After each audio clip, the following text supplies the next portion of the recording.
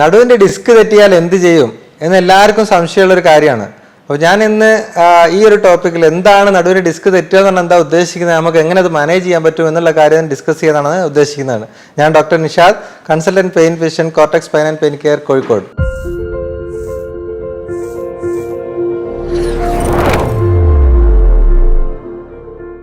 നമ്മൾ സാധാരണ കേൾക്കുന്നതാണ് നടുവേദന കോമൺ ആയിട്ടുള്ള സംഭവമാണ്. എല്ലാവർക്കും ഒരു 80% ആൾക്കാർക്കെങ്കിലും ജീവിതത്തിൽ ഒരിക്കലെങ്കിലും നടുവേദന വന്നിട്ടുണ്ടാവും. അപ്പോൾ അതിൽ ഈ ഡിസ്ക് തെറ്റുക, ഡിസ്കിൻ്റെ പ്രശ്നമാണ്, എനിക്ക് ഡിസ്ക് ബൾജാണ്, അല്ലെങ്കിൽ ഡിസ്ക് തള്ളിയിട്ടുണ്ട്, ഇങ്ങനെ പല രീതിയിൽ പല വാക്കുകൾ നമ്മൾ സാധാരണ കേൾക്കുന്നുണ്ടാവും. ചിലർ പറയും എൻ്റെ ഡിസ്ക് അങ്ങ് തള്ളിപ്പോയിട്ടുണ്ട്, ഡിസ്ക് അങ്ങ് തെറ്റിപ്പോയിട്ടുണ്ട്, ഡിസ്കിൻ്റെ ഉള്ളിൽ കുടുങ്ങിക്കിടക്കുകയാണ്, അങ്ങനെയുള്ള വാക്കുകൾ നമ്മൾ സാധാരണ കേൾക്കുക. അപ്പോൾ എന്താണ് ശരിക്കും ഈ ഡിസ്ക്, എന്താണ് അതെങ്ങനെയാണ് നമുക്ക് പ്രശ്നം, അല്ലെങ്കിൽ നടുവേദനയാണെങ്കിൽ എങ്ങനെയാണ് അത് ഉണ്ടാക്കുന്നത്, ഇതിനെക്കുറിച്ച് നമുക്കൊന്ന് നോക്കാം. എന്താ സംഭവം നോക്കാം. ഈ ഡിസ്ക് എന്ന് പറയുന്നത് ഉദ്ദേശിക്കുന്നത് നമ്മളെ നട്ടലിൽ കശേരുക്കളുണ്ട്. കശേരുക്കൾ ഓരോരോ കശേരുക്കൾ പീസായിട്ടാണ് ഉണ്ടാവുക. അത് കൂടിയിട്ടാണ് നട്ടല് എന്ന് പറയുന്നത് അതിനാണ്. അപ്പോൾ അതിൻ്റെ ഇടയിൽ നമ്മളൊരു ഷോക്ക് അബ്സോർബർ പോലെ ഉള്ള ഒരു മെറ്റീരിയലാണ് ഡിസ്ക്. അപ്പോൾ ഡിസ്ക് ശരിക്കും ഒരു റിങ് പോലത്തെ ഒരു സ്ട്രക്ചറാണ്, റിങ് വട്ടത്തിലുള്ള റിങ് പോലത്തെ ഒരു സ്ട്രക്ചറാണ്. അപ്പോൾ അതിൻ്റെ ഉള്ളിൽ നമുക്ക് ജെല്ല് പോലത്തെ മെറ്റീരിയലാണ് അതിൻ്റെ ഉള്ളിലുള്ളത്. അപ്പോൾ അതിനെ പുറത്തേക്ക് വരാതെ തടഞ്ഞു നിർത്തുന്നത് ചുറ്റുമുള്ള ടഫായിട്ടുള്ള ഒരു റിങ് പോലത്തെ ഒരു സ്ട്രക്ചറാണ്. അപ്പോൾ അതിന് പുറത്തുള്ള സാധനത്തിന് ആനുലസ് എന്ന് പറയും, ഉള്ളിലുള്ള സാധനത്തിന് ന്യൂക്ലിയസ് എന്ന് പറയും. അപ്പോൾ ഇതാണ് ശരിക്കും നമ്മളെ ബാക്കിലുള്ള ഡിസ്ക് എന്ന് പറയുന്ന സാധനം. അതൊരു ജെൽ ടൈപ്പ് മെറ്റീരിയലാണ്. ശരിക്കും അതിൻ്റെ ഉള്ളിൽ ഒരു 90% വാട്ടറാണ്, അതായത് വെള്ളമാണ് ഡിസ്കിൻ്റെ ഉള്ളിലുള്ള മെയിനായിട്ടുള്ള കണ്ടന്റ്. അപ്പോൾ ഇതെങ്ങനെയാണ് നമുക്ക് പെയിൻ ഉണ്ടാക്കുന്നത്, നടുവേദനയുടെ പ്രധാനപ്പെട്ട കാരണമായിട്ട് മാറുന്നത് എന്താണ് എന്ന് നമുക്ക് നോക്കാം. അപ്പോൾ അതിൽ ഈ ഡിസ്ക് സാധാരണ രീതിയിൽ ഡിസ്ക് നോർമലി പെയിൻഫുൾ അല്ല, അത് നോർമലായിട്ടുള്ള സാധനം. നമ്മൾ എന്താണ് ഇതിൻ്റെ ഉപയോഗം എന്താണ്, അപ്പോൾ ശരിക്കും നമ്മൾ മുന്നോട്ട് വളയുക, നമ്മൾ ശരീരം ഭയങ്കര ഫ്ലെക്സിബിൾ ആണല്ലോ, മുന്നോട്ട് വളയാം, അതുപോലെ ബാക്കോട്ട് ബെൻഡ് ചെയ്യാം, സൈഡിലോട്ട് ബെൻഡ് ചെയ്യാം. ഇതിനൊക്കെ നമ്മളെ സഹായിക്കുന്നത് ശരിക്കും ഡിസ്ക് ഈ കശേരുക്കൾക്കിടയിലുള്ളതുകൊണ്ടാണ്. എല്ല് മാത്രമാണ് നമുക്ക് അത്രയും ഫ്ലെക്സിബിലിറ്റി കിട്ടില്ല. അപ്പോൾ അതിനിടയിൽ ഡിസ്ക് ഉള്ളതുകൊണ്ടാണ് നമുക്ക് ഈ മൂവ്മെൻ്റ് എല്ലാം കിട്ടുന്നത്, നടുവിൻ്റെ ഭാഗത്തുള്ള മൂവ്മെൻ്റ് എല്ലാം കിട്ടുന്നത് അതുകൊണ്ടാണ്. അപ്പോൾ പക്ഷെ അത് തന്നെ ഒരു പ്രശ്നമായിട്ട് മാറുന്നത് എപ്പോഴാണെന്ന് വെച്ചാൽ, നോർമലി ഡിസ്കിൻ്റെ ഉള്ളിലെ പ്രത്യേകത എന്ന് വെച്ചാൽ അതിന് തീരെ വെള്ളത്തിൻ്റെ അംശം, ഞാൻ പറഞ്ഞു നേരത്തെ മുഴുവനായിട്ട് വെള്ളമാണ്, പക്ഷെ അതിൻ്റെ ഉള്ളിലേക്ക് രക്തോട്ടമില്ല, ഡിസ്കിൻ്റെ ഉള്ളിലേക്ക് രക്തോട്ടമില്ല. അത് പുറത്തുനിന്നാണ്, ഡിസ്കിൻ്റെ ഈ ആനുലസ് നിന്നാണ് ഈ ഡിസ്കിൻ്റെ ഉള്ളിലേക്കുള്ള രക്തോട്ടവും കാര്യങ്ങളും ഓക്സിജനും ഒക്കെ കിട്ടുന്നത് അവിടെ നിന്നാണ്. അപ്പോൾ അത് കിട്ടുന്ന എപ്പോഴാണ്, നമ്മൾ ശരീരം മൂവ് ചെയ്യുമ്പോഴാണ്, നമ്മൾ ഒരു പൊസിഷനിൽ നിന്ന് വേറെ പൊസിഷനിലേക്ക് മാറുമ്പോഴാണ് ഇതിൻ്റെ ഉള്ളിലേക്കുള്ള രക്തോട്ടവും കാര്യങ്ങളൊക്കെ കിട്ടുന്നത്. അപ്പോൾ നമുക്ക് കുറേ നേരം കണ്ടിന്യൂസ് ആയിട്ട് ഇരിക്കുന്ന ആൾക്കാർ, ഉദാഹരണത്തിന് ഇപ്പോൾ ഓഫീസിൽ ഒരേ ഇരിപ്പിൽ ജോലി ചെയ്യുന്ന ആൾക്കാർ, ഡ്രൈവർമാർ, വണ്ടിയിൽ സ്ഥിരമായിട്ട് ഇരുന്ന് പോകുന്ന ആൾക്കാർ, അപ്പോൾ അത്തരത്തിലുള്ള ആൾക്കാർക്ക് ഒരേ പൊസിഷനിൽ ഇരിക്കുമ്പോൾ നമ്മൾ പൊസിഷൻ മാറാതിരിക്കുമ്പോൾ വെച്ചാൽ അങ്ങോട്ടുള്ള ഓക്സിജനേഷനും അതുപോലെ അതിനുള്ള ന്യൂട്രീഷനും കാര്യങ്ങളൊന്നും കിട്ടാതെ വരികയാണ്. അപ്പം അങ്ങനെ വരുമ്പോൾ ഡിസ്കിന് തേയ്മാനം വരും. തേയ്മാനം എന്ന് പറഞ്ഞാൽ നമ്മൾ ചോദിക്കും പലപ്പോഴും 20 വയസ്സുള്ള ആളോട് അല്ലെങ്കിൽ 25 വയസ്സുള്ള ആളോട് ഡിസ്കിൻ്റെ തേയ്മാനം വന്നാണെന്ന് പറയുമ്പോൾ അവർ ഇതെങ്ങനെയാണ് എനിക്ക് ഇത്ര ചെറിയ പ്രായത്തിൽ തേയ്മാനം വരുന്നത്. അപ്പോൾ സാധാരണ 50 വയസ്സ് 60 വയസ്സൊക്കെ ആകുമ്പോൾ നമ്മൾ എല്ലിന് തേയ്മാനം അല്ലെങ്കിൽ ജോയിന് തേയ്മാനം വരുന്നത്. പക്ഷേ ഡിസ്കിൻ്റെ പ്രത്യേകത വെച്ചാൽ ഡിസ്കിൻ്റെ പുറത്തുള്ള ഈ ആനുലസിന് ചെറിയ രീതിയിലുള്ള തേയ്മാനം വരുന്നത് ഇങ്ങനെ രക്തോട്ടം കുറയുമ്പോഴാണ്. അപ്പോൾ പുകവലിക്കുന്ന ആൾക്കാർക്ക് നേരത്തെ വരും. അതുപോലെ പരിക്ക് പറ്റുന്ന ആൾക്കാർക്ക്, പരിക്ക് തന്നെ പല രീതിയിൽ വരാം. നമ്മൾ പൊസിഷൻ ശരിയല്ലാതെ ചെയ്യുന്ന പല ജോലികൾ, അല്ലെങ്കിൽ വെരി ഹെവി ആയിട്ടുള്ള വെയിറ്റ് എടുത്ത് പൊക്കുന്ന ജോലികൾ, ഭയങ്കര മാനുവൽ ലേബർ ആയിട്ടുള്ള ആൾക്കാർ, അത്തരത്തിലുള്ള ആൾക്കാരൊക്കെ ഈ ഡിസ്കിൻ്റെ ആനുലസിന് പരിക്ക് പറ്റാനുള്ള സാധ്യത, അല്ലെങ്കിൽ സ്പോർട്സ് ഇഞ്ചുറി, സ്പോർട്സിലൊക്കെ കൂടുതലായിട്ടുള്ള ആൾക്കാർക്കൊക്കെ പരിക്ക് പറ്റാനുള്ള സാധ്യത കൂടുതലാണ്. അപ്പോൾ ഞാൻ നേരത്തെ പറഞ്ഞ ഒരു കാര്യം, അതായത് കുറേ നേരം ഇരുന്ന് ജോലി ചെയ്യുന്ന ആൾക്കാർക്കും ഈ ന്യൂട്രീഷൻ കിട്ടാത്തത് കൊണ്ടും ഇത്തരത്തിൽ എന്തെങ്കിലും ജോലി ചെയ്യുന്ന ഹെവി ആയിട്ട് ജോലി ചെയ്യുന്ന ആൾക്കാർക്ക് ഈ പരിക്ക് പറ്റുന്നത് മൂലവും ഈ ആനുലസിന് പരിക്ക് പറ്റും. അപ്പോൾ അത് അങ്ങനെ വരുന്നത് എന്താ സംഭവിക്കുക, ഡിസ്കിൻ്റെ ഉള്ളിലുള്ള ആ മെറ്റീരിയൽ, അതായത് ഈ ജെല്ല് പോലത്തെ മെറ്റീരിയൽ പുറത്തേക്ക് ഇറങ്ങാൻ തുടങ്ങും. അപ്പോഴാണ് നമ്മൾ ആ ഒരു സമയത്താണ് ഡിസ്കിൻ്റെ പുറത്തുള്ള ഞരമ്പുകൾ ഡിസ്കിൻ്റെ ഉള്ളിലേക്ക് വരികയും അതുപോലെ ഡിസ്കിൻ്റെ ഉള്ളിലുള്ള ഈ ജെല്ല് പോലത്തെ മെറ്റീരിയൽ പുറത്തേക്ക് ഇറങ്ങാൻ ചെയ്യാൻ തുടങ്ങുമ്പോഴാണ് നമുക്കത് വേദന ഉണ്ടാക്കാൻ തുടങ്ങുക, അതായത് നടുവേദന ഉണ്ടാക്കാൻ തുടങ്ങുക. ഇത്തരത്തിലുള്ള വേദനയ്ക്ക് നമ്മൾ ഡിസ്കോജനിക് പെയിൻ എന്ന് പറയുന്നത്, അതായത് ഡിസ്ക് കാരണം നമുക്കുണ്ടാകുന്ന നടുവേദനയ്ക്കാണ് ഡിസ്കോജനിക് പെയിൻ എന്ന് പറയുന്നത്. അപ്പോൾ ഈ ഒരു വേദനയ്ക്ക് സാധാരണ എങ്ങനെ ഉണ്ടാവുക, നടുവിൻ്റെ ഭാഗത്ത് മാത്രമേ ഉണ്ടാവുള്ളൂ. ഈ വേദന നടുവിന് കാലിലേക്ക് ഇറങ്ങുന്നില്ല, നടുവിൻ്റെ ഭാഗത്ത് മാത്രമേ ഉണ്ടാവുള്ളൂ. പക്ഷെ നടുവ് ചിലപ്പോൾ ഈ ബട്ടക്സ് വരെ വരാം, അല്ലെങ്കിൽ ബാക്കിൽ സെൻട്രൽ മൊത്തത്തിൽ ബാക്കിൽ എവിടെയാണ് വേദന എന്ന് ചോദിച്ചാൽ അവർക്ക് കൃത്യമായിട്ട് കാണിച്ചു കൊടുക്കാൻ പറ്റില്ല. പൊതുവേ ഈ ഡിസ്കോജനിക് പെയിനുള്ള ആൾക്കാർ പറയുകയെന്ന് വെച്ചാൽ, ഞാൻ കുറച്ച് നേരം ഇരുന്ന് കഴിഞ്ഞാൽ എനിക്ക് ബാക്കിൽ മൊത്തം ഒരു പുകച്ചിലാണ്, അല്ലെങ്കിൽ ബാക്കിൽ മൊത്തം ഒരു വേദനയാണ്. അപ്പോൾ ഇന്ന സ്ഥലത്ത് ഒന്നൊരു ബെൽറ്റ് പോലെ ആയിരിക്കും ബാക്കിൽ മൊത്തത്തിൽ, അല്ലെങ്കിൽ നീളത്തിലായിരിക്കും. പക്ഷേ ഇന്ന് എവിടെയാണെന്ന് പോയിന്റ് ചെയ്യാൻ പറ്റിയാൽ അവർക്ക് പറയാൻ പറ്റില്ല, ഏകദേശം നടുവിൻ്റെ ഭാഗത്താണെന്ന് ഇങ്ങനെ വട്ടത്തിൽ കാണിക്കാനേ പറ്റുള്ളൂ. അപ്പോൾ അങ്ങനെയാണ് ഡിസ്കോജനിക് പെയിന് അറിയാൻ പറ്റും. അപ്പോൾ നേരെ മറിച്ച് ഒരു മസിലിൻ്റെ പെയിനാണെങ്കിൽ നമുക്ക് കൃത്യമായിട്ടൊരു പോയിന്റ് കൈ കൊണ്ട് കാണിക്കാൻ പറ്റും, ഇന്ന സ്ഥലത്താണ് പെയിന്. പക്ഷേ ഡിസ്കിൻ്റെ രീതിയിലുള്ള പെയിന് സ്റ്റാർട്ട് ചെയ്യുമ്പോൾ, അല്ലെങ്കിൽ ഈ തേയ്മാനം കാരണം ഉണ്ടാകുന്ന പെയിന് പലപ്പോഴും നമുക്ക് ലോക്കലൈസ് ചെയ്യാൻ പറ്റില്ല. ഇന്ന ഇന്ന സ്ഥലത്താണെന്ന് പറയാൻ പറ്റില്ല. എന്ന് പറയാ കുറച്ച് നേരം ഇരുന്ന് കഴിഞ്ഞാൽ വേദന വരും, അല്ലെ കുറച്ച് നേരം കണ്ടിന്യൂസ് ആയിട്ട് നിന്നാൽ പെയിൻ വരും. ഡ്രൈവ് ചെയ്യുമ്പോൾ ഒരു 10-20 കിലോമീറ്റർ ഡ്രൈവ് ചെയ്യുമ്പോഴേക്കും എനിക്ക് ബാക്ക് പെയിൻ തുടങ്ങും. പിന്നെ എണീറ്റ് നടന്നാൽ ചിലപ്പോൾ ശരിയാവും, പക്ഷേ കുറേ നേരം കണ്ടിന്യൂസ് ആയിട്ട് ഇരിക്കുമ്പോഴും നിൽക്കുമ്പോഴും പെയിൻ വരും. അപ്പോൾ നേരെ കിടന്ന് കഴിഞ്ഞാൽ മലന്ന് കിടന്നാൽ ചിലപ്പോൾ വേദന കുറയും. വേറെ ചില ആൾക്കാർക്ക് ഇതിൽ പ്രശ്നം വരിക നീർക്കെട്ട് കാരണമുള്ളൊരു പെയിൻ വരും. അതായത് എണീറ്റ് വരുമ്പോൾ പെയിൻ വരും, രാവിലെ എണീറ്റ് വരുമ്പോൾ നല്ല പിടുത്തവും പെയിനും. അത് കഴിഞ്ഞ് കുറച്ചങ്ങ് മൂവ് ചെയ്ത് കഴിഞ്ഞാൽ പെയിന് കുറയും. വേറെ അല്ലെങ്കിൽ ഒരു വിധ ആൾക്കാർക്ക് ഇരുന്ന് എണീക്കുമ്പോൾ പെയിൻ വരും. ആ ഇരുന്ന് എണീറ്റ് സ്റ്റാർട്ടിൽ പെയിൻ വരും, കുറച്ച് കഴിഞ്ഞാൽ റിലീവ് ആവും. അപ്പോൾ അത് ഇൻഫ്ലമേറ്ററി പെയിൻ എന്ന് പറയും. ഇൻഫ്ലമേറ്ററി പെയിൻ എന്ന് ഉദ്ദേശിക്കുന്നത് നീർക്കെട്ട് കാരണമുള്ള പെയിനാണ്. അതായത് നട്ടിലെ ഉള്ളിലുള്ള ഡിസ്കിൻ്റെ ഉള്ളിലുള്ള ആ ജെല്ല് പോലത്തെ മെറ്റീരിയൽ പുറത്തെത്തുമ്പോൾ അവിടെ ഉണ്ടാകുന്ന നീർക്കെട്ട് കാരണം ഉണ്ടാകുന്ന പെയിനാണ് ഈ ഇൻഫ്ലമേറ്ററി പെയിൻ. അതായത് നമ്മൾ ജസ്റ്റ് എണീക്കുമ്പോൾ പെയിൻ വരും, കുറച്ച് നടന്നു കഴിഞ്ഞാൽ പെയിൻ അങ്ങ് പോകും. അപ്പോൾ ആ രീതിയിലുള്ള പെയിൻ ഉണ്ടാവും. അതല്ലെങ്കിൽ നമുക്ക് ഈ ഡിസ്കിൻ്റെ തേയ്മാനം കാരണമുള്ള പെയിന് വേറൊരു രീതിയിൽ വരുന്നത് നമ്മൾ മുന്നോട്ട് വളഞ്ഞ്, അതായത് ഡിസ്കിൻ്റെ ഉള്ളിൽ പ്രഷർ കൂടുന്ന കാര്യങ്ങൾ ചെയ്യുമ്പോൾ പെയിന് വരുന്നതാണ്. ഉദാഹരണത്തിന് മുന്നോട്ട് വളഞ്ഞപ്പോൾ കുറച്ച് മുറ്റടിച്ചു വരും, കുറച്ച് നേരം മുറ്റം അടിച്ചു വരെ നീരാൻ പറ്റില്ല, കാരണം നടുവിന് വേദന പിടുത്തം വരും. അല്ലെങ്കിൽ എന്തെങ്കിലും ഒരു വെയിറ്റ് എടുത്ത് പൊക്കുമ്പോഴേക്ക് നമുക്ക് നടുവിൻ്റെ ഭാഗത്ത് ഒരു പിടുത്തം വരും, അല്ലെങ്കിൽ ഒരു വേദന തുടങ്ങും. അപ്പോൾ അത്തരത്തിലുള്ള പെയിന് ആ ഡിസ്കിൻ്റെ ഉള്ളിൽ പ്രഷർ കൂടുന്ന മൂവ്മെന്റ്സ് വരുന്ന സമയത്ത് ബാക്ക് പെയിൻ വരും. ഇതൊക്കെയാണ് സാധാരണ ഡിസ്കിൻ്റെ തേയ്മാനം കാരണം. അപ്പോൾ ഇത്തരത്തിലുള്ള ആൾക്കാർക്ക് പൊതുവേ ഇത് കുറേ വർഷം അങ്ങനെ പോകും. കാരണം നമുക്ക് പെട്ടെന്നൊരു പെയിന് വന്നതായിരിക്കും. ആദ്യമായിട്ട് പെയിന് വന്ന് എപ്പോഴാണെന്ന് ചോദിച്ചാൽ എന്തെങ്കിലും വെയിറ്റ് എടുത്ത് പൊക്കിയപ്പോഴായിരിക്കും, അല്ലെങ്കിൽ അങ്ങനത്തെ എന്തെങ്കിലും കാര്യങ്ങൾ ചെയ്തപ്പോഴായിരുന്നു, വലിയൊരു ഭാരപ്പെട്ട എന്തെങ്കിലും സംഭവം ജോലി ചെയ്ത സമയത്തായിരിക്കും ആദ്യമായിട്ട് പെയിന് വന്നിട്ടുണ്ടാവുക. പക്ഷെ പിന്നീട് കുഴപ്പമൊന്നുമില്ലാതെ പോകും. പിന്നെ ഇടയ്ക്ക് എപ്പോഴെങ്കിലും ഇങ്ങനെ കുനിഞ്ഞിട്ട് എന്തെങ്കിലും ജോലി ചെയ്യുക, അല്ലെങ്കിൽ വെയിറ്റ് എടുത്ത് പോക്കുക, അങ്ങനത്തെ എന്തെങ്കിലും ചെയ്യുമ്പോൾ പിന്നെയും പെയിന് ചാടും. ഇതാണ് നമ്മൾ സാധാരണ കേൾക്കുക. അപ്പോൾ അത് കുറേ കാലം പോകുന്നത് എന്താണെന്ന് വെച്ചാൽ അവർക്ക് ആ ഒരു 2-3 ദിവസം നല്ല പെയിൻ ഉണ്ടാവും. ഇപ്പോൾ പറഞ്ഞ പോലെ വെയിറ്റ് എടുത്ത് പൊക്കി കഴിഞ്ഞാൽ 3-4 ദിവസത്തേക്ക് അനക്കാൻ പറ്റില്ല, നടു കുളിക്കിയ പോലെ ഉണ്ടാവും. പിന്നെ കുറച്ച് ദിവസം കഴിയുമ്പോൾ പെയിൻ മാറി, പിന്നെ പ്രശ്നമില്ല, പിന്നെ നോർമലായിട്ട് എല്ലാം ചെയ്യാൻ പറ്റും. പിന്നെ അതുപോലെ തന്നെ ഇങ്ങനത്തെ എന്തെങ്കിലും ഒരു കാര്യം ചെയ്യുമ്പോൾ, അല്ലെങ്കിൽ കൂടുതൽ സ്ട്രെയിൻ ആയിട്ടുള്ള എന്തെങ്കിലും കാര്യം പിന്നെയും പെയിൻ വരും. അപ്പോൾ അതാണ് ഈ ഡിസ്കിൻ്റെ ആൻലസിന് പരിക്ക് പറ്റി കഴിഞ്ഞാൽ പൊതുവേ ഉണ്ടാകുന്ന ഒരു പെയിൻ്റെ പാറ്റേൺ അങ്ങനെയാണ്. അതായത് അതിപ്പോൾ 5-10 വർഷം അങ്ങനെ പോകുന്ന ആൾക്കാർ എത്ര കാലമായി നടുവേദന തുടങ്ങിയിട്ട് 5 വർഷമായി അല്ലെങ്കിൽ 10 വർഷമായി എന്ന് പറയും. പക്ഷെ ഈ 10 വർഷത്തിൽ എല്ലാ ദിവസവും അവർക്ക് പെയിൻ ഇല്ല. അവർക്ക് പെയിന് വരുമ്പോൾ പക്ഷേ സഹിക്കാൻ പറ്റാത്ത പെയിൻ ആയിരിക്കും വരിക, നല്ല പിടുത്തവും നീർക്കെട്ടായിട്ട് പെയിന് വരും. അപ്പോൾ ഇതൊക്കെ എങ്ങനെയുള്ള ആൾക്കാരിൽ ഇതിനാണ് നമ്മൾ നേരത്തെ പറഞ്ഞ ഡിസ്കോജനിക് പെയിൻ എന്ന് പറയുന്നത്. ഈ ഒരു ഗ്രൂപ്പ് ആൾക്കാർ ഇത് 40%, വളരെ കുറവല്ല. നടുവേദന ഉണ്ടാക്കുന്നതിൽ 40% ശരിക്കും ഡിസ്കോജനിക് പെയിനാണ്. അപ്പോൾ യങ്ങായിട്ടുള്ള ആൾക്കാർക്ക്, വലിയ പ്രായമില്ലാത്ത ആൾക്കാർക്ക്, ഒരു 20 മുതൽ 40-45 വയസ്സിലുള്ള ആൾക്കാർക്ക് നടുവേദന ഉണ്ടാക്കുന്ന ഒരു പ്രധാന കാരണം ഈ ഡിസ്കോജനിക് പെയിനാണ്. പിന്നെ രണ്ടാമത് ഈ ഡിസ്ക് കാരണം ഉണ്ടാകുന്ന രണ്ടാമത്തെ പെയിനാണ് നമ്മൾ സയാറ്റിക്ക എന്ന് പറയും. അതായത് നടുവിൽ നിന്ന് തുടങ്ങിയിട്ട് കാലിലേക്ക് ഇറങ്ങുന്ന പെയിനാണ് സയാറ്റിക്ക, അല്ലെങ്കിൽ നടുവിൽ നിന്ന് ഹെർണിയേറ്റഡ് ഡിസ്ക് ബൾജ് എന്നൊക്കെ പറയുന്നത് അവിടെയാണ്. അതായത് ഡിസ്ക് പുറകോട്ട് തള്ളുക. ആദ്യം നമ്മൾ പറഞ്ഞത് ഡിസ്കിൻ്റെ ഉള്ളിൽ നടക്കുന്ന മാറ്റങ്ങളാണ്, ഡിസ്കിൻ്റെ ആൻലസിന് പറ്റുന്ന പരിക്കാണ്, ഡിസ്കിൻ്റെ തേയ്മാനാണ്, രക്തോട്ടം കുറയുന്നതാണ്, അതുപോലെ തന്നെ ഉള്ളിലുള്ള വെള്ളത്തിൻ്റെ അംശം കുറയുന്നതാണ്. ഇതൊക്കെയാണ് ഡിസ്കിൻ്റെ തേയ്മാനം എന്ന് പറയുന്നതിൻ്റെ ലക്ഷണങ്ങളും അതിൻ്റെ പെയിനിൻ്റെ കാരണങ്ങളും ഞാൻ ആദ്യം പറഞ്ഞത്. പക്ഷെ രണ്ടാമത്തെ ഗ്രൂപ്പ് എന്ന് പറഞ്ഞാൽ ഡിസ്ക് തള്ളിയിട്ട് കാലിലേക്ക് വേദന ഇറങ്ങുന്ന ഗ്രൂപ്പാണ്. അപ്പോൾ ഡിസ്ക് തള്ളുക എന്ന് പറയുന്നത് പല പേരുകൾ നമ്മൾ കേട്ടിട്ടുണ്ടാകും. ഹെർണിയേറ്റഡ് ഡിസ്ക് തെറ്റുക, ഡിസ്ക് ബൾജാകുക. അപ്പോൾ അതെന്താണെന്നുള്ളത് നമുക്ക് ഓരോ വ്യത്യാസമുണ്ട്. അതായത് ഡിസ്കിൻ്റെ ഉള്ളിലുള്ള ഈ ജെല്ല്, അതായത് ന്യൂക്ലിയസ് പൾബോസ് എന്ന സാധനം പുറത്തേക്ക് ഇറങ്ങുമ്പോഴാണ് ശരിക്കും ഹെർണിയേറ്റഡ് ഡിസ്ക് എന്ന് പറയുന്നത്. അത് വരെ ചിലപ്പോൾ പെട്ടെന്നായിരിക്കും. നേരത്തെ കുറേ കാലമായിട്ട് നടുവേദനയുള്ള ആൾക്കാർക്ക് ഞാനൊരു ചാക്കെടുത്ത് പൊക്കിയപ്പോൾ പെട്ടെന്ന് കാലിലേക്ക് വേദന തുടങ്ങി, തരിപ്പ് തുടങ്ങി, അനക്കാൻ പറ്റുന്നില്ല, ആ രീതിയിലേക്ക് വേദന വരുന്ന ആൾക്കാരുണ്ടാവും.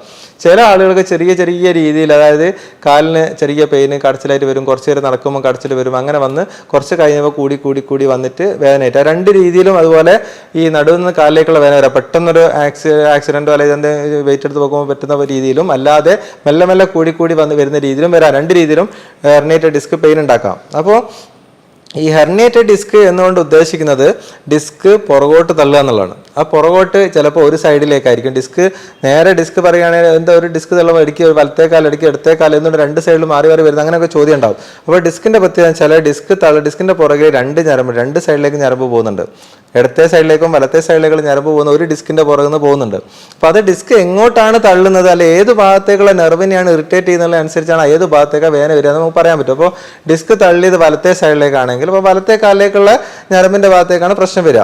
അപ്പോൾ അത് ഡിസ്ക് തള്ളി ഞരമ്പിൻ്റെ മുകളിൽ അമർന്നിട്ടല്ല വേദന ഉണ്ടാകുക, അങ്ങനെ ആവണം നിർബന്ധമില്ല. പലപ്പോഴും വേദനയ്ക്കുള്ള കാരണം നമുക്ക് ഈ റാഡിക്കുലൈറ്റിസ് എന്ന് പറയുന്നത്, അതായത് ഇൻഫ്ലമേഷൻ ആണ്. നേരത്തെ പറഞ്ഞ നീർക്കെട്ട് എന്ന് പറയുന്ന സംഭവം ഉണ്ടല്ലോ, അതാണ് പലപ്പോഴും വേദനയ്ക്ക് കാരണം. ഈ ഞരമ്പിൽ പെയിൻ ഉണ്ടാകാനുള്ള കാരണം അതാണ്. ഈ കാലിലേക്ക് തരിപ്പ് വരുന്നത് പലപ്പോഴും ഡിസ്ക് അമർന്നിട്ടാണ്, അതായത് ഞരമ്പിന് നമ്മൾ അമർന്നിട്ടാണ് തരിപ്പ് വരുന്നത്. പക്ഷേ അതിനേക്കാളും കൂടുതൽ ആൾക്കാർക്ക് ഉണ്ടാകുന്നത് ഇൻഫ്ലമേറ്ററി പെയിൻ ആണ്. അത് വേദന മാത്രമേ ഉണ്ടാവുള്ളൂ, തരിപ്പ് ഉണ്ടാവില്ല. അപ്പോൾ അതെന്തുകൊണ്ടാണെന്ന് വെച്ചാൽ നമ്മൾ ഈ ഡിസ്കിൻ്റെ ഉള്ളിൽ നിന്ന് പുറത്തേക്ക് വരുന്ന മെറ്റീരിയൽ നമ്മുടെ ശരീരത്തിന് പരിചയമില്ലാത്ത മെറ്റീരിയലാണ്. അത് അവിടെ നീർക്കെട്ടുണ്ടാക്കും. നല്ല പോലെ അത് പുറത്തിറങ്ങി കഴിഞ്ഞാൽ ശരീരം അതിനെ പ്രതിരോധിക്കുന്ന ഭാഗമായിട്ടാണ് ഈ നീർക്കെട്ടുണ്ടാകുക. എന്നാൽ ഈ ഞരമ്പിന് ചുറ്റാണ് നീർക്കെട്ടുണ്ടാകുക. അപ്പോൾ ഞരമ്പിന് നീർക്കെട്ടുണ്ടാകുമ്പോൾ കാലിലേക്ക് ആ ഞരമ്പിൻ്റെ ഭാഗത്തേക്ക് വേദന വരും. അത് കൃത്യമായിട്ട് നമുക്ക് അറിയാൻ പറ്റും. അത് നേരത്തെ ഞാൻ പറഞ്ഞു ഡിസ്കോജനിക് പെയിൻ ആണെങ്കിൽ എവിടെയാണെന്ന് പറയാൻ പറ്റില്ല, നടുവിൻ്റെ ഭാഗത്തുനിന്ന് പറയാനേ പറ്റുള്ളൂ. പക്ഷേ നമുക്ക് ഈ റാഡിക്കുലർ പെയിൻ, അതായത് കാലിലേക്കുള്ള പെയിൻ വരുമ്പോൾ കൃത്യമായിട്ട് പറയാൻ പറ്റും. അതായത് ഈ സൈഡ് കൂടെ ഇങ്ങനെ പോയിട്ട് താഴോട്ട് വരിക, അല്ലെങ്കിൽ പുറകെ കൂടെ വന്നിട്ട് കാലിൻ്റെ അടിയിലേക്ക് വരിക, ഏതെങ്കിലും ഒരു നെർവിൻ്റെ ഭാഗത്തേക്കായിരിക്കും അത് കൃത്യമായിട്ട് അവർ ഒരു ലൈന് പോലെ കാണിക്കും. അപ്പോൾ അതാണ് ശരിക്കും ഈ ഹെർണിയേറ്റഡ് ഡിസ്ക് കാരണം ഉണ്ടാകുന്ന പെയിന്. അപ്പോൾ അതിൻ്റെ പ്രത്യേകത എന്താണ്? നമുക്ക് ഒരു ഞരമ്പിൻ്റെ ഭാഗത്തേക്ക് മാത്രമേ സാധാരണ ഒന്നോ അല്ലെങ്കിൽ രണ്ടോ ഞരമ്പിൻ്റെ ഭാഗത്തേക്ക് മാത്രമേ പെയിൻ ഉണ്ടാവുള്ളൂ. അപ്പോൾ ചിലപ്പോൾ അത് ചില ആളുകൾക്ക് എന്താണ് സംഭവം, കുറച്ച് കാലം വലത്തേ കാലിന് പെയിൻ ഉണ്ടായി. അപ്പോൾ അതിനെല്ലാം കൂടി ട്രീറ്റ് ചെയ്തു, വെയിറ്റ് ഇട്ടു, മറ്റേ ടാബ്ലറ്റ് കഴിച്ചു, ഇഞ്ചക്ഷൻ ചെയ്തു, അങ്ങനെല്ലാം കൂടി ആ വേദന മാറി. കുറച്ച് കഴിഞ്ഞപ്പോൾ ഉണ്ട് മറ്റേ കാലിലേക്ക്, അത് ഓപ്പോസിറ്റ് കാലിലേക്ക്. അത് എപ്പോഴും ചോദിക്കും, എന്താ ഇത് ഡിസ്ക് മാറ്റിയതാണല്ലോ, ഞാൻ ട്രീറ്റ്മെൻറ്റ് ഒക്കെ എടുത്ത് മാറ്റിയാണല്ലോ, എന്നിട്ട് എന്താ മറ്റേ കാലിലേക്ക് വേദന വന്നെന്നുള്ളൊരു ചോദ്യം വരും. അപ്പോൾ ഇതിന് എന്താ അതിൻ്റെ പ്രശ്നം എന്താണെന്ന് വെച്ചാൽ ഡിസ്ക് നമ്മൾ ട്രീറ്റ്മെൻറ്റ് ചെയ്യുമ്പോൾ പലപ്പോഴും നമുക്ക് അവിടെയുള്ള നീർക്കെട്ട് അല്ലെങ്കിൽ അവിടെ ഞരമ്പിന് ചുറ്റുള്ള ഈ ഇൻഫ്ലമേഷനും കാര്യങ്ങളൊക്കെയാണ് സെറ്റിലാകുന്നത്. അപ്പോൾ അത് സെറ്റിലായാൽ തന്നെ നമ്മളെ ബുദ്ധിമുട്ടും കാര്യങ്ങളൊക്കെ മാറും. ഡിസ്ക് അവിടെ തന്നെ ഉണ്ടാവും, തള്ളി നിൽക്കുന്ന ഡിസ്ക് അവിടെ തന്നെ ഉണ്ടാവും, അല്ലെങ്കിൽ തീരുമാനം വന്ന ഡിസ്ക് അവിടെ തന്നെ ഉണ്ടാവും. പിന്നീട് നമ്മൾക്കൊരു ഇത് വരുമ്പോൾ ചിലപ്പോൾ ആ ഡിസ്ക് തള്ളുന്നത് ചിലപ്പോൾ ഓപ്പോസിറ്റ് സൈഡിലായിരിക്കും, അതായത് മറ്റേ സൈഡിലേക്കുള്ള ഞരമ്പിൻ്റെ ഭാഗത്തേക്കായിരിക്കും അത് തള്ളുന്നത്. അതുകൊണ്ടാണ് വേദന എന്ത് ചെയ്യുന്നത് മറ്റേ കാലിലേക്ക് മാറുന്നത്, അല്ലെങ്കിൽ രണ്ട് കാലിലേക്കും വരും, അല്ലെങ്കിൽ ആ രീതിയിലും വരാം. അപ്പോൾ ഡിസ്ക് ബൾജ് എന്ന് പറയുന്നത് ഡിസ്ക് മൊത്തത്തിലായിട്ട് പുറകോട്ട് ഇതാവുന്ന, മൊത്തത്തിൽ ഡിസ്കിൻ്റെ സൈസ് വലുതാകുന്നതിനാണ് നമ്മൾ ഡിസ്ക് ബൾജ് എന്ന് പറയുന്നത്. ഡിസ്ക് പ്രൊട്രൂഷൻ, അതായത് തള്ളുക എന്ന് പറയുന്നത് ഒരു സൈഡിലേക്ക് മാത്രം ചെറുതായിട്ട് പുറത്തേക്ക് തള്ളുന്നതിനാണ് നമുക്ക് ചിലപ്പോൾ എന്തായിരിക്കും എക്സ്ട്രൂഷൻ, അത് പുറത്തിറങ്ങിപ്പോവും, ഡിസ്ക് ഫുള്ളായിട്ട് തള്ളി താഴോട്ട് തൂങ്ങിക്കിടക്കും. അങ്ങനെയൊക്കെയുള്ള കേസിലാണ് ചിലപ്പം കൂടുതൽ കഠിനമായ വേദനയും വീക്ക്നെസ്സും കാര്യങ്ങളൊക്കെ വരിക, ചിലപ്പോൾ ആ കേസിലാണ്. അപ്പോൾ നമുക്ക് ഇത് എങ്ങനെയാണ് ഇപ്പോൾ ഓരോ ഡിസ്ക് തള്ളി എന്ന് പറയുക, ക്ലിനിക്കിൽ ഒരാൾ വന്നു കഴിഞ്ഞാൽ നടുവേദനയും കാലുവേദനയായിട്ട് വന്നു കഴിഞ്ഞാൽ നമുക്ക് പല കാരണങ്ങളുണ്ടാവും. ഡിസ്ക് മാത്രമായിരിക്കില്ല, എല്ലാ കാലുവേദനേൻ്റെ കാരണം ഡിസ്ക് നടുവിന്ന് കാലിലേക്ക് വരുന്ന എല്ലാ വേദനയുടെയും കാരണം ഡിസ്ക് തള്ളിയതുകൊണ്ട് മാത്രമല്ല. അപ്പോൾ നമുക്ക് സയാറ്റിക്ക, ഞാൻ നേരത്തെ പറഞ്ഞു, സയാറ്റിക്ക എന്ന് പറയുന്നത് ശരിക്കും ഒരു സിംറ്റമാണ്, ഒരു ലക്ഷണമാണ്. അതായത് നടുവിൽ നിന്നും കാലിലേക്ക് ഇറങ്ങുന്ന പെയിനാണ് സയാറ്റിക്ക എന്ന് പറയുന്നത്. അതിൽ ഒരു പ്രധാനപ്പെട്ട കാരണമാണ് ഈ ഹെർണിയേറ്റഡ് ഡിസ്ക് അല്ലെങ്കിൽ ഡിസ്ക് തള്ളുന്നത്. അതല്ലാതെ വേറെയും കാരണങ്ങളുണ്ട്. അപ്പോൾ നമ്മൾ പരിശോധിക്കുമ്പോൾ എപ്പോഴും മറ്റുള്ള കാരണങ്ങളൊക്കെ ഉണ്ടോ എന്നുള്ളത് നമ്മൾ നോക്കണം. അപ്പോൾ ഒരാൾ ഇത്തരത്തിലൊരു പെയിന് ടിപ്പിക്കലായിട്ട് പറയുന്ന നടുവേദന കുറച്ച് കാലം ഉണ്ടായി, പിന്നെ കാലിലേക്ക് വേദന വന്നിട്ട് ഒരാൾ വരികയാണ്, അതിൻ്റെ കൂടുതൽ ചെറിയ തരിപ്പും കാര്യങ്ങളൊക്കെ ഉള്ള ആൾക്കാരാണെങ്കിൽ ചിലപ്പോൾ വളരെ അപൂർവമായിട്ട് വീക്ക്നെസ് വരാം. വീക്ക്നെസ് പറഞ്ഞാൽ നമുക്കൊരു റെഡ് ഫ്ലാഗാണ്, നമ്മൾ എപ്പോഴും ശ്രദ്ധിക്കണം. കാലിലേക്ക് വേദനയും തരിപ്പും അല്ലാതെ അതിൻ്റെ കൂടുതൽ കാല് അനക്കാൻ പറ്റാത്തൊരവസ്ഥ വരികയാണ്, നല്ല വീക്ക്നെസ് ഉണ്ട്, അല്ലെങ്കിൽ അതിൻ്റെ കൂടുതൽ മലം പോകാനും മൂത്രമൊഴിക്കാനൊക്കെ ബുദ്ധിമുട്ട് വരും. അത്തരത്തിലുണ്ടാകുമ്പോൾ നമ്മൾ റെഡ് ഫ്ലാഗാണ്, അത് എപ്പോഴും ശ്രദ്ധിക്കേണ്ടതാണ്, ഇമീഡിയറ്റ് ആയിട്ട് നമ്മൾ ട്രീറ്റ്മെൻറ്റ് എടുക്കേണ്ടതാണ്. അതല്ലാതെ എത്ര തന്നെ കഠിനമുള്ള വേദനയാണെങ്കിലും നമ്മൾ പേടിക്കേണ്ട ആവശ്യമില്ല. നടുവിന്ന് കാലിലേക്ക് വേദന വന്നു വെച്ചിട്ട് അതിന് പേടിക്കേണ്ട ആവശ്യമില്ല. നമുക്കത് സ്വന്തമായി ചിലപ്പോൾ മിക്ക ആൾക്കാർക്കും അത് കുറച്ച് ദിവസം കൊണ്ട് തന്നെ അത് റിസോൾവ് ചെയ്യും. അതായത് 60 to 90% ആൾക്കാർക്കും നമുക്ക് 3 മാസം കൊണ്ട് വേദന മാറും. അപ്പോൾ അതുകൊണ്ട് നമ്മൾ കുറച്ചൊരു ടൈം അതിന് കൊടുക്കണം. ട്രീറ്റ്മെൻറ്റിൽ അങ്ങനെ തന്നെയാണ് വരുന്നത്, നമ്മൾ കുറച്ചൊരു ടൈം കൊടുക്കണം. ഈ ഒരു റെഡ് ഫ്ലാഗ്സ് ഇല്ല എന്ന് നമുക്ക് ഉറപ്പ് വരുത്തി കഴിഞ്ഞാൽ നമുക്കത് പല രീതിയിൽ ട്രീറ്റ് ചെയ്യാം. അത് എന്തൊക്കെ രീതിയിൽ ട്രീറ്റ് ചെയ്യാൻ വെച്ചാൽ നമുക്ക് റെസ്റ്റ് എടുത്ത് നോക്കാം, കുറച്ച് 2-3 ദിവസം റെസ്റ്റ് എടുക്കാം. കാരണം വലിയ ഹെവി ആയിട്ടുള്ള ജോലി ചെയ്യുന്ന ആൾക്കാർക്കാണെങ്കിൽ ഒരു 2 ദിവസം റെസ്റ്റ് എടുത്തിട്ട് നമുക്ക് അതിന് അത്യാവശ്യം നീർക്കെട്ടും വേദനയും കാര്യങ്ങളൊക്കെ കുറയാനുള്ള കുറച്ച് മെഡിസിൻ എടുക്കാം. കൂടെ ഫിസിയോതെറാപ്പി ചെയ്യാം. പലപ്പോഴും മസിൽ സ്പാസം കുറയ്ക്കാനും മറ്റുള്ള കാര്യങ്ങൾക്കെല്ലാം നമുക്ക് അതും കൂടി ആകുമ്പോൾ കുറേ മാറ്റം ഉണ്ടാവും. അപ്പോൾ ഇത് ചെയ്തിട്ട് നമുക്ക് പെയിനൊക്കെ ഒന്ന് കുറഞ്ഞതിന് ശേഷം എക്സസൈസും കാര്യങ്ങളൊക്കെ ആയിട്ട് സ്റ്റാർട്ട് ചെയ്യുക. അതാണ് ഈ യൂഷ്വലായിട്ട് കൺസർവേറ്റീവ് ആയിട്ട് നമുക്ക് ട്രീറ്റ് ചെയ്യാൻ പറ്റുന്നത്. ഇൻ കേസ് നമുക്ക് ഇതൊക്കെ ചെയ്തിട്ടും പെയിന് മാറുന്നില്ല, അല്ലെങ്കിൽ നല്ല കഠിനമായ വേദനയാണ് സഹിക്കാൻ പറ്റുന്നില്ല, ആ രീതിയിലാകുമ്പോൾ നമുക്ക് എന്ത് ചെയ്യാൻ പറ്റും? ഞാൻ നേരത്തെ പറഞ്ഞ ഒരു നെർവിൻ്റെ ഭാഗത്താണ് നീർക്കെട്ടുള്ളത്. അപ്പോൾ ആ നെർവ് നമ്മൾ കണ്ടുപിടിച്ചിട്ട് നേരിട്ട് അവിടെ തന്നെ മെഡിസിൻ കൊടുക്കാൻ പറ്റും. നമ്മളിപ്പോൾ ടാബ്ലറ്റ് ആയി കഴിക്കുമ്പോൾ വളരെ ചെറിയ ശതമാനം മാത്രമേ നമുക്ക് അസുഖമുള്ള ഭാഗത്ത് എത്തുന്നുള്ളൂ. അപ്പോൾ അതിന് പകരം എന്ത് ചെയ്യുക, ഏത് നെർവാണോ പ്രശ്നം ഉണ്ടാക്കുന്നത്, ഏത് ഡിസ്ക് ആണോ പ്രശ്നം ഉണ്ടാക്കുന്നത്, അവിടെ നമ്മൾ എക്സ്റേ ഗൈഡൻസിൽ നേരിട്ട് മെഡിസിൻ കൊടുക്കുക. അപ്പോൾ അത് ഒരു മിപ്സി എന്ന് പറയും, minimally invasive spine and pain intervention. ചെറിയ ഇൻ്റർവെൻഷൻ ചെയ്തിട്ട് നമ്മൾ നേരിട്ട് മെഡിസിൻ അവിടെ കൊടുക്കുമ്പോൾ എന്താ മെച്ചം വെച്ചാൽ നമുക്ക് ആ ഞരമ്പിൻ്റെ നീർക്കെട്ട് മാറി അവിടെയുള്ള രക്തോട്ടം കാര്യങ്ങളൊക്കെ റെഡിയാവുകയും ആ വേദന നമുക്ക് ശമനം കിട്ടുകയും ചെയ്യും. അതിനുശേഷം നമ്മൾ അവിടെ നിർത്തരുത്. പലപ്പോഴും നടുവേദനയുടെ കാര്യത്തിൽ പലർക്കും പറ്റുന്നൊരു അബദ്ധം എന്താണെന്ന് വെച്ചാൽ നമുക്ക് വേദന മാറുമ്പോൾ നമ്മളെന്താ വിചാരിക്കുക, നമ്മൾ അസുഖങ്ങളൊക്കെ മാറി നമ്മൾ നോർമലായി പ്രശ്നങ്ങളൊന്നും ഇല്ലാന്ന് വിചാരിക്കും. അത് ഒരിക്കലും എന്ത് ട്രീറ്റ്മെൻറ്റ് നിങ്ങൾ എടുത്തു കഴിഞ്ഞാലും നമുക്ക് വേദന മാറിക്കഴിഞ്ഞാൽ അവിടുന്ന് നമ്മൾ മുന്നോട്ടുള്ള കാര്യങ്ങൾ ചെയ്യുന്നത് ഭയങ്കര ഇമ്പോർട്ടൻ്റ് ആണ്. അതായത് വേദന മാറിയതിന് ശേഷമാണ് നമ്മൾ ശരിക്കും നടുവിൻ്റെ സ്ട്രെങ്ത്ത് വീണ്ടെടുക്കുകയും ഇതെന്തുകൊണ്ടാണോ നമ്മളെ വേദന അല്ലെങ്കിൽ ഡിസ്കിന് പ്രശ്നം വരാനുള്ള കാരണം നമ്മൾ അത് കറക്റ്റ് ചെയ്യാൻ നോക്കണം. അതിൽ ന്യൂട്രീഷനൊരു പങ്കുണ്ട്. അതുപോലെ നമ്മൾ പുകവലിക്കുന്ന ആൾക്കാർ അത് നിർത്തേണ്ടി വരും, വെയിറ്റ് കൂടുതൽ ആൾക്കാർ അത് കുറച്ച് കൺട്രോൾ ചെയ്യേണ്ടി വരും, നമ്മൾ മസിൽസിൻ്റെ സ്ട്രെങ്ത് നമ്മൾ ഇമ്പ്രൂവ് ചെയ്യേണ്ടി വരും. ഇങ്ങനെ പല കാരണങ്ങൾ. ചിലപ്പം ജോലികൾ നമ്മൾ ശ്രദ്ധിക്കേണ്ടത്, നമ്മൾ ചില പൊസിഷൻ ശ്രദ്ധിക്കാതെ ഭയങ്കര തിരക്കുള്ള ആൾക്കാരായിരിക്കും. ഓഫീസിലാണെങ്കിലും മറ്റുള്ള കാര്യങ്ങൾ ഭയങ്കര തിരക്കുള്ള, പക്ഷേ നമ്മളെ പൊസിഷൻ, നമ്മൾ ജോലി ചെയ്യുന്ന സ്ഥലം, നമ്മളെ സീറ്റിംഗ്, അതൊക്കെ നമ്മൾ കൃത്യമായിട്ട് നോക്കി അത് കറക്റ്റ് ചെയ്യുക എന്നുള്ളതെല്ലാം ഇമ്പോർട്ടൻ്റ്. അതൊക്കെ നോക്കുമ്പോഴേ നമ്മളെ ലോങ് ടേം ആയിട്ട് നമ്മളെ ഈ പ്രശ്നം പൂർണ്ണമായിട്ട് മാറി എന്ന് നമുക്ക് പറയാൻ പറ്റുള്ളൂ. അല്ലാതെ ആ വേദന മാറിയുകൊണ്ട് മാത്രം നമ്മൾ അസുഖം മാറിയതെന്ന് നമുക്ക് പറയാൻ പറ്റില്ല. അപ്പോൾ എപ്പോഴും നമുക്ക് ഇങ്ങനെ ഒരു പ്രശ്നം വരുമ്പോൾ ആദ്യം നമ്മൾ ചെയ്യേണ്ടത് ആ വേദന മാറ്റുകയാണ്. ആ പ്രശ്നം ഇപ്പോൾ ഉള്ള പ്രശ്നം, അവിടെയുള്ള നീർക്കെട്ടാണെങ്കിൽ ഞരമ്പിൻ്റെ പ്രശ്നമാണ്, അതൊക്കെ ശരിയാക്കുക.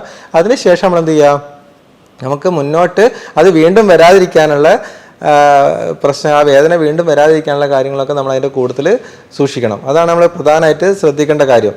പിന്നെ മറ്റൊരു കാര്യം, നമ്മൾ ഈ നടുവേദനയും കാലുവേദനയുള്ള ആൾക്കാർ മനസ്സിലാക്കേണ്ട ഒരു കാര്യം വെച്ചാൽ ഡിസ്ക് തെറ്റി. അപ്പോൾ ഡിസ്ക് തെറ്റി എന്ന് നമ്മൾ കോമൺ ആയിട്ട് പറയുമ്പോൾ ഡിസ്ക് തെറ്റി എന്ന് പറഞ്ഞാൽ പലപ്പോഴും ഒരു തെറ്റിദ്ധാരണ എന്ന് വെച്ചാൽ നമ്മളെ പുറകിൽ എന്തോ സാധനം അങ്ങനെ നീങ്ങി പോയിട്ടുണ്ട്, അപ്പോൾ എനിക്ക് ഞാൻ മുന്നോട്ട് ഇതായി കഴിഞ്ഞാൽ വളഞ്ഞു കഴിഞ്ഞാൽ അത് തെറ്റിപ്പോകുമോ, അല്ലെങ്കിൽ ഇങ്ങോട്ട് നീങ്ങിക്കഴിഞ്ഞാൽ തെറ്റിപ്പോകുമോ, ആ ഒരു പേടി പലർക്കും ഉണ്ടാവും. ഡിസ്ക് തെറ്റി ആൾക്കാർ ഇങ്ങനെ ബെൽറ്റൊക്കെ ഇട്ട് അനങ്ങാതെ നടക്കുന്നതാണ് പലപ്പോഴും. അപ്പോൾ അത് നമ്മളൊരു തെറ്റിദ്ധാരണയാണ്. ഡിസ്ക് എന്ന് പറഞ്ഞാൽ ഡിസ്ക് ഇരിക്കുന്നത് നമ്മളെ നട്ടലിലെ ഏറ്റവും ഉള്ളിലായിട്ടുള്ള ഭാഗത്ത്, അതായത് നട്ടലിൻ്റെ ഈ കശേരുക്കൾക്കിടയിലാണ്. അതിൻ്റെ പുറകിൽ ഒരുപാട് മസിൽസും സ്ട്രക്ചേഴ്സ്, ലിഗമെന്റ്സ്, കാര്യങ്ങളെല്ലാം അതിനെ സപ്പോർട്ട് ചെയ്തിട്ടുണ്ട്.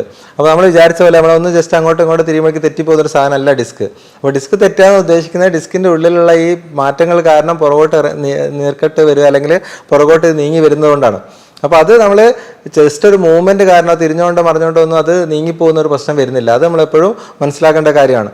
അപ്പോൾ അതുപോലെ തന്നെ അത് ചില പൊസിഷനിൽ ജോലി ചെയ്യുമ്പോൾ അത് കൂടാൻ സാധ്യതയുണ്ട്. അതാണ് നമ്മൾ ശ്രദ്ധിക്കേണ്ട കാര്യം. ഒരിക്കലും ഡിസ്കിന് പ്രശ്നം വന്ന ആൾക്കാർ ശ്രദ്ധിക്കേണ്ട കാര്യം. അതായത് ഇപ്പോൾ നേരെ മുന്നോട്ട് വളഞ്ഞിട്ട് വെയിറ്റിങ്ങിൽ എടുത്ത് പൊക്കുക കഴിഞ്ഞാൽ അത് പിന്നെയും പുറകോട്ട് തള്ളും. കാരണം വെച്ചാൽ ഡിസ്കിൻ്റെ ഉള്ളിലേക്ക് പ്രഷർ കൂടിക്കഴിഞ്ഞാൽ അത് പിന്നെ ഉള്ളിലുള്ള ഭാഗം പുറത്തേക്ക് തള്ളിക്കൊണ്ടിരിക്കും. അതല്ലെങ്കിൽ നമ്മൾ ലോങ് ആയിട്ട് ഈ ബൈക്കിലൊക്കെ യാത്ര ചെയ്യുക, ഈ ഡിസ്കിൻ്റെ പ്രശ്നം വന്ന ആൾക്കാർ 30-40 കിലോമീറ്റർ ഡെയിലി യാത്ര ചെയ്യുക, അതൊക്കെ വരുന്ന സമയത്ത് ഡിസ്കിൻ്റെ പ്രശ്നങ്ങൾ പിന്നെയും കൂടും. അപ്പോൾ അതൊക്കെയാണ് നമ്മൾ ശ്രദ്ധിക്കേണ്ടത്. അതായത് കൂടുന്ന സംഭവം നമ്മൾ ഒഴിവാക്കണം. പക്ഷേ എന്ന് വെച്ചിട്ട് എല്ലാ മൂവ്മെൻറ്റും പിന്നീട് ഒരിക്കലും എനിക്ക് മുന്നോട്ട് വളയാൻ പറ്റില്ല, നിസ്കരിക്കാൻ പറ്റില്ല, അതൊക്കെ തെറ്റിദ്ധാരണയാണ്. കാരണം ഡിസ്കിന് പ്രശ്നമുള്ള ആൾക്കാർക്ക് ആ പെയിൻ്റെ സിവിയറിറ്റി മാറിക്കഴിഞ്ഞാൽ സാധാരണ പോലെ നിസ്കരിക്കുന്നുണ്ടോ മുന്നോട്ട് വളയുന്നുണ്ടോ അത് ഡിസ്ക് കൂടുതലായി തള്ളിപ്പോവുക ആ രീതിയിലൊന്നും വരുന്നില്ല. പക്ഷേ കുറേ നേരം കുമ്പിട്ട് ഒരേ പൊസിഷനിൽ ജോലി ചെയ്താൽ അത് ബാധിക്കും. നമ്മളിപ്പോൾ വളഞ്ഞ് നിന്നിട്ട് ചെടിച്ചട്ടി നന്നാക്കുക, കുറേ നേരം നിന്നിട്ട് ഒരേ പൊസിഷനിൽ നിന്ന് നന്നാക്കുക, അങ്ങനെയൊക്കെ ചെയ്യുന്ന സമയത്ത് അത് ബാധിക്കും. അതല്ലാതെ ജസ്റ്റ് നമ്മൾ മൂവ് ചെയ്യുന്നുണ്ട് എല്ലാ മൂവ്മെൻറ്റ്സും, ബാക്കോട്ടാണെങ്കിലും മുന്നോട്ടാണെങ്കിലും എല്ലാ മൂവ്മെൻറ്റ്സും എപ്പോഴും നിലനിർത്തുന്നതാണ് ഇത്തരത്തിലുള്ള അസുഖമുള്ള ആൾക്കാർ ശ്രദ്ധിക്കേണ്ട കാര്യം. അപ്പോൾ നമ്മൾ നേരത്തെ പറഞ്ഞ പോലെ ഡിസ്ക് കാരണം നമുക്ക് നടുവേദന ഉണ്ടാകുന്ന എങ്ങനെയാണ് ഏകദേശം വേദന ഉണ്ടാവുക എന്നുള്ളതും അത് എങ്ങനെയാണ് അതിൻ്റെ പ്രോഗ്രസ് എന്നുള്ളത് ഞാൻ പറഞ്ഞല്ലോ. അപ്പോൾ നമ്മൾ ശ്രദ്ധിക്കേണ്ട കാര്യം കഴിയുന്നതും തുടക്കത്തിൽ തന്നെ, അതായത് ഡിസ്കിൻ്റെ ആ നടുവേദന മാത്രമുള്ള സമയത്ത് തന്നെ നമ്മൾ കഴിയുന്നതും അത് അവിടെ തന്നെ നിർത്താൻ നോക്കുക, അത് മാറ്റിയെടുക്കാൻ നോക്കുക. അപ്പോൾ ഇൻ കേസ് അത് കാലിലേക്ക് ഇറങ്ങിക്കഴിഞ്ഞാൽ അതുകൊണ്ട് വേറാണ്ട് ആവശ്യമൊന്നുമില്ല. നമ്മളത് കൃത്യമായിട്ട് ട്രീറ്റ്മെൻറ്റ് എടുക്കാൻ കഴിയുന്നതും ശരീരത്തിന് ദോഷമില്ലാത്ത രീതിയിൽ നമുക്കതിൻ്റെ ആ നീർക്കെട്ട് പോക്കാനോ അല്ലെങ്കിൽ ഞരമ്പിൻ്റെ പെയിന് മാറ്റാനും ബ്ലോക്ക് ഒഴിവാക്കാനുള്ള രീതിയിലുള്ള ചെറിയ രീതിയിലുള്ള ഇൻ്റർവെൻഷൻസ് ഉണ്ടാവും. നമുക്ക് സർജറിയോ മേജർ സർജറിയോ ഒന്നും ഇല്ലാത്ത രീതിയിൽ തന്നെ പലപ്പോഴും ചെയ്യാൻ പറ്റും. 95% ആൾക്കാർക്കും വലിയ മേജർ പ്രശ്നങ്ങളൊന്നും ഇല്ലാതെ തന്നെ നമുക്ക് ശരിയാക്കാൻ പറ്റും. എന്നിട്ടും മാറ്റമില്ലാതെ അല്ലെങ്കിൽ റെഡ് ഫ്ലാഗ്സ് ഉള്ള ആൾക്കാർക്കാണ് പലപ്പോഴും നമുക്ക് സർജറി ആവശ്യമായിട്ട് വരിക. അപ്പോൾ ഏത് തന്നെയാണെങ്കിലും നമ്മൾ കൃത്യമായിട്ട് ഒരു ട്രീറ്റ്മെൻറ്റ് എടുത്ത് അത് മാറ്റിയെടുക്കാൻ നോക്കുക. അതിനോട് കൂടെ തന്നെ നമ്മൾ പിന്നീട് വരാതിരിക്കാനുള്ള കാര്യങ്ങൾ ശ്രദ്ധിക്കുക. അപ്പോൾ ഈവൻ നിങ്ങൾ ആയുർവേദിക് ആണെങ്കിലും അലോപ്പതി ആണെങ്കിലും ഏത് ട്രീറ്റ്മെൻറ്റ് എടുത്താണെങ്കിലും വേദന മാറിക്കഴിഞ്ഞാൽ നമ്മൾ അവിടുന്ന് അങ്ങോട്ട് റീഹാബിലിറ്റേഷൻ പ്രത്യേകിച്ച് ശ്രദ്ധിക്കുക. ഈ ബാക്കിൻ്റെ സ്ട്രെങ്ത് വീണ്ടെടുക്കാനും പിന്നീട് അത് വരാതിരിക്കാനുള്ള കാര്യങ്ങളൊക്കെ ശ്രദ്ധിക്കുക. ഇതുപോലെ വേദനയെ സംബന്ധിച്ച മറ്റൊരു വിഷയവുമായി ഞാൻ വീണ്ടും വരാം. നന്ദി.